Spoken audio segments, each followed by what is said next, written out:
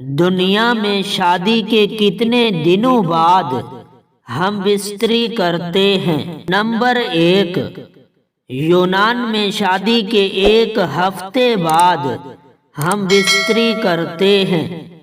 Number 2, तुर्की में शादी के 3 दिन बाद हम बिस्तरी करते हैं। नंबर 3, अज़रबैजान में शादी के 1 घंटे बाद हम बिस्तरी करते हैं। नंबर 4, कोरिया में हम बिस्तरी करने के लिए शादी जरूरी नहीं है। नंबर 5, इटली में शादी के 1 महीने बाद हम बिस्तरी करते हैं।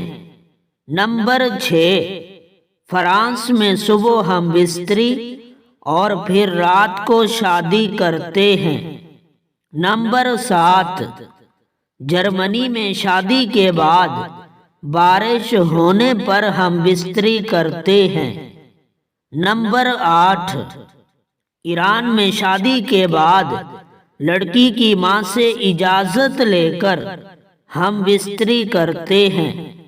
नंबर 9, थाईलैंड में शादी के बाद चांद नजर आने पर हम बिस्तरी करते हैं।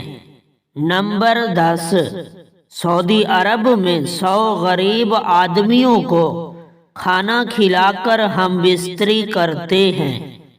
नंबर 11, पाकिस्तान में हम बिस्तरी करने के लिए दुल्हन के कमरे से लोगों को भगाना पड़ता है।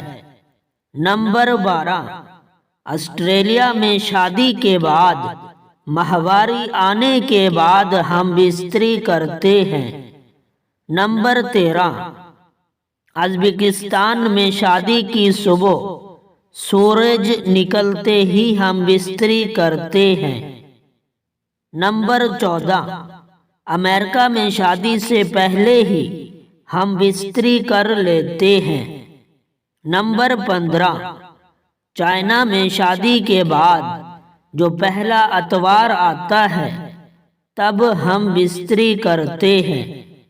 नंबर 16, नेपाल में शादी के बाद अगले दिन सुबह हम बिस्तरी करते हैं। नंबर 17, इंडिया में शादी की पहली रात ही हम बिस्तरी कर लेते हैं। नंबर 18, बांग्लादेश में शादी के दूसरे दिन हम बिस्तरी करते हैं।